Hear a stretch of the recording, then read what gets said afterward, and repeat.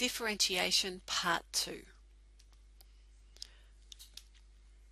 We're going to look first at stationary points. We've already spent some time investigating our gradient of the curve at different points. So our gradient being our rise over run, or our change in y divided by our change in x, or dy on dx here. And so here it's our rate of change of y with respect to x. So when we look here at our different lines, here we have a positive gradient increasing. So here as x is increasing, y is also increasing. Decreasing here for negative, as x is increasing, y is decreasing. And a zero gradient here, as x is increasing, y is doing nothing. So here we can actually summarize our properties of the derivatives of a function of x. So here, when our change in x is greater than 0, our curve is increasing. We can also write dy on dx greater than 0 here, same as this. This means that it's increasing. When our change in our gradient here, our gradient is less than 0, our curve is decreasing. And when it's equal to 0, our curve is stationary. So we're neither increasing here, decreasing here, we're not doing anything. We're saying stationary. So if we look at these curves that we went through in topic 7.1, and here we're going to look, we had a positive gradient, zero gradient, negative gradient, zero gradient, positive gradient. So these points, we'll mark them in red. Here we had a zero gradient, here we have a zero gradient. On our next curve, here we have a zero gradient, here a zero, and that's it here. So these are our stationary points. So when our gradient is equal to 0, they are stationary. We can see on either side we have a positive and a negative and negative and a positive. Here positive, negative, negative, positive. So we're going to look at the different types of these actual stationary points next. Our minimum turning point is here we have increasing on the left and decreasing on the right with our stationary point in the middle. So maximum here. So our minimum point here, we have negative on the left, 0 in the middle, and positive on the right. Then we have these ones which are points of inflection. So we have our 0 in the middle, and we have positive and then positive again. Or here negative and negative again. And we see, so this isn't an actual minimum or a maximum point. It's a point of inflection in the middle where we change. We start from here and we go to a 0 gradient, and then we start increasing again. So how do we find which type of stationary point it is? So once we've found all the points of the line where our derivative or our gradient of the line is equal to 0, we can test points on either side of these zeros to find out what type of stationary point it is. So we have an example here, y is equal to x cubed. So we find our derivative is 3x squared. So we're saying, well, our gradient is equal to 0 at the stationary points. So here we're saying, well, 3x squared is equal to 0. So now we're saying, well, here x is equal to 0 here.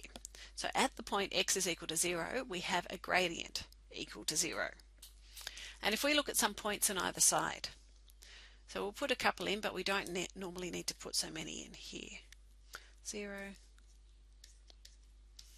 So we substitute these back into our equation here for our gradient. So we're going to end up with 12, 3, 0, 3, and 12. So we see on either side here we have a positive gradient and a positive gradient. So positive gradient, we're increasing and we're increasing here. So we're saying at here we're at 0. So we're straight across. So our basic shape is this shape here. So if we draw our axis in, we know it's at our point where x is equal to 0. Coming up to that we have a positive gradient and then a positive gradient here. So we have a point of inflection. Our point x is equal to 0 is a point of inflection. looking at our next example here. We've got y is equal to x cubed minus 3x squared minus 9x plus 3. So our first step is going to be to find our derivative here. dy on dx is equal to 3x squared. 3 times 2 is 6, x minus 9. So we want to find our stationary points by setting this equal to 0. So 3x squared minus 6x minus 9 is equal to 0. So we look, all of these numbers are divisible by 3. So we can take 3 out the front. X squared minus 2x minus 3 is 0. And so here we say, well, it's 3. We can have x minus 3, and x plus 1 will give us these results here. So from this we can say, well, x is equal to minus 1 or 3. So we can look at both of these examples here, where x is minus 1. So if we look either side, so we say minus 2, minus 1, 0 here. And we substitute in to our equation here. So we're saying at minus 2, we're going to have dy on dx, and these are our x, equal to 12. At minus 1, we know it's 0, and at 0, it will be minus 9. So here we have a positive gradient. So we're going this way. Here we have a 0. Here we have a negative gradient. And so this is our basic shape that our curve will have here at the point x equals 1. So if we look at our other point here, at x is equal to 3 here. We'll put our x, dy on dx. So we say 2, 3, 4. So at 3 it's 0. At 2 we substitute into our equation, we'll get minus 9, and at 4 we're going to get 15. So here we see it's negative, so a negative gradient is this shape. Here we have 0, and here we have positive. And this here is our basic shape here. So here, at x is equal to 1, we have a maximum. This is a maximum of our curve. At x is equal to 3, we have a minimum. So if we draw these onto a really quick sketch here, so we've got minus 1, 1, 2, 3. So at minus 1, we have a maximum here, and then at 3 we have a minimum, and then continuing on. So now we have exercise 8.1a. We want to find the stationary points for the following curve and determine what type it is. So our first step is to find our stationary points. dy on dx, 3 times 2 is 6, x squared minus 6. So we're going to set, well, 6x squared minus 6 is equal to 0, 6x squared is equal to 6, x squared equals 1, x is equal to plus or minus 1. So at x is equal to minus 1, if we look either side, we're going to have minus 2, minus 1, 0, x dy on dx here. So here we'll get 8 and minus 6. So here we say, well, here positive.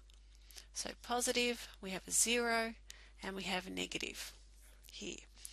So here we have a maximum point.